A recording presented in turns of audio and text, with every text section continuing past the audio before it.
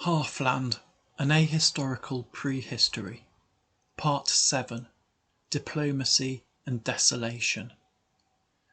In the early part of the year 84 of the Common Reckoning, Gortar, king of the Skeldings, issued a proclamation that he was going to wage war on the Halflings, and that any who came to fight under his flag would receive a plot of Halfling land. Many hundreds of men responded to this call, ranging from the younger sons of great captains, arrayed from head to toe in chainmail and riding on great horses, to peasants with only basic weaponry. This force, supplemented by 150 of the king's spearmen, was placed under the command of Gortar's son, Grimbald, who marched it straight to Overwater, burning and pillaging as he went. The Halflings of Overwater fought a battle with the Skeldings outside the town. Many Skeldings were killed, including Ankred, the man who had initially provoked the conflict. But, although the Halflings fought bravely, they were defeated. The Skeldings marched into Overwater and looted it and razed it to the ground. In the midst of the desolation they had created, the Skeldings built a hall of a size appropriate for humans, and a camp around it, and from this base they swept the Halflings from the lands between Overwater, the southern foothills of the Twilight Mountains, the Silver Stream, and the sea. A few isolated bands of Halflings tried to resist the Skeldings. They were hunted down mercilessly and destroyed. The other Halflings in the area were offered a choice.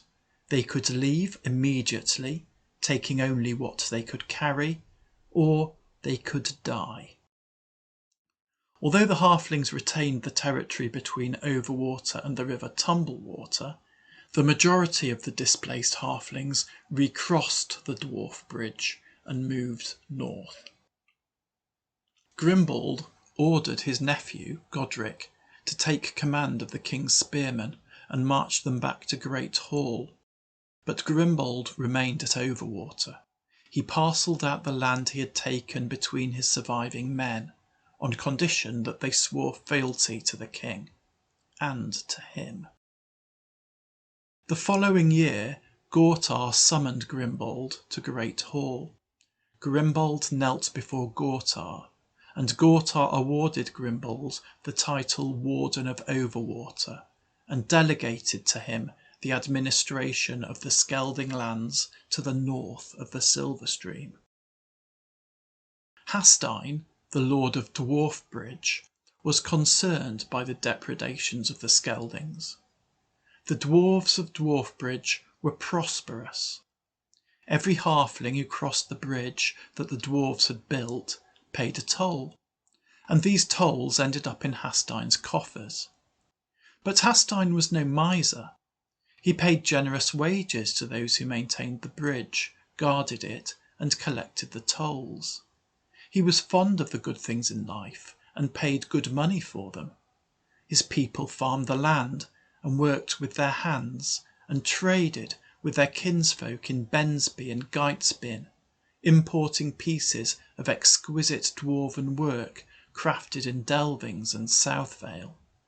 And they traded with the Halflings, particularly those of Four Kings and Overwater. So when Overwater was burned, the dwarves of Dwarfbridge were deprived of a key market, and reduced Halfling populations south of the Tumblewater meant reduced traffic passing over the Dwarf Bridge, which meant reduced tolls, and this made both Hastein and his people poorer. Hastein decided to send envoys to Grimbald. A new town of Overwater was even now being built by the Skeldings, centred on the hall that Grimbald had built on the ashes of the old town. The dwarves had done good business with Overwater when it was a Halfling town. Why could they not do the same now it was a Skelding one? So, in the year 86 of the Common Reckoning, a group of 5 dwarves travelled south from Dwarfbridge, through the remaining halfling lands south of the Tumblewater. 3 miles north of Overwater, they passed the last halfling farm. Beyond this point, the fields were deserted and overgrown, and all the farmhouses had been burnt. This was the border waste, an abandoned strip of land 2 miles wide, separating the lands of the Skeldings and the Halflings, and which neither Halfling nor Skelding entered. But the dwarves entered it, and passed through it, and so came to Overwater. The dwarves' journey was not crowned with success. The Skeldings had not encountered dwarves before. They therefore assumed that the dwarves were simply big, hairy halflings, and the penalty for any halfling found in the Skelding lands was death. The following day, a group of Skeldings rode northward from Overwater, through the border waste, to the last halfling farm, and into the fields of that farm they threw the mutilated bodies of the 5 dwarves. Then they returned to Overwater. When Hastine heard of these events, he said nothing, but he ordered all of the dwarves of Dwarfbridge to practice with crossbow or spear and shield for at least 2 hours each week, and he sent no more envoys to the Skeldings. In the year 87 of the Common Reckoning, Hastine sent his eldest son Hunwulf, who was then 19 years old, to journey through all of the dwarvish lands, to learn the skills of diplomacy and complete his education. At that time, the dwarves were at peace. Even the enmity between Geitsbin and the Hillhold had largely subsided. Hunwulf was therefore able to travel freely, as far north as Delvings and as far south as Unnerscrag. And at Unnerscrag he met Ingvild, the eldest daughter of Earl Boddy. Hunwulf's mother, Svala, was the daughter of Norby. She had been a young child at the time when Haldan had ravaged the lands between South Vale and the Silver Stream. Her enmity had not subsided, and she had not forgotten or forgiven, and time had not blunted her keen hatred of Haldan and his kin. Ingvild was of that house, and when Hunwulf wrote to his mother of his love for Ingvild, Svala was wroth, and wrote back, forbidding her son from any such union, and ordering him to return to Dwarfbridge. But Hunwulf did not return, and 6 months later Svala was dead.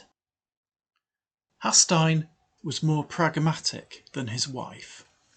A marital alliance with the Earl of Unnerscrag could be helpful. Once his wife was buried, he communicated this to Hunwulf.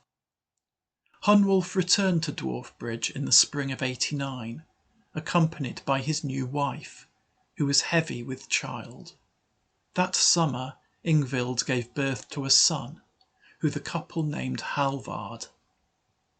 2 years later, Hastine died, and Hunwulf became the Lord of Dwarfbridge.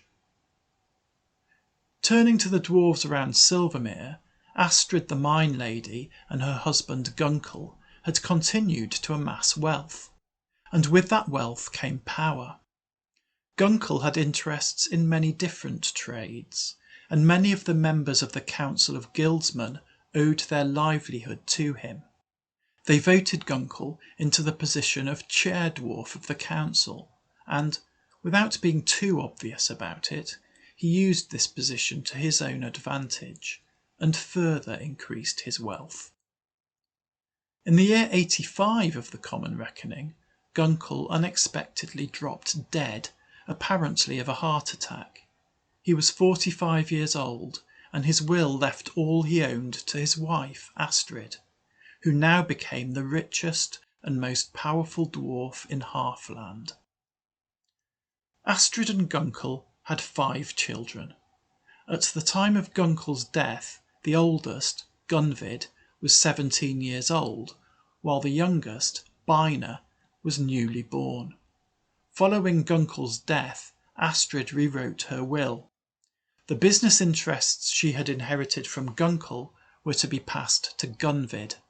The mines would be inherited by Alfheid, who was the eldest daughter, and Astrid's huge personal wealth, a mixture of coin, property, and other possessions, would be split between the three remaining children. The will also included a provision that the inheritance of any of her children who were under 21 at the date of her death would be held in trust for them until they reached that age, and that those of her children who were over 21 would act as the trustees.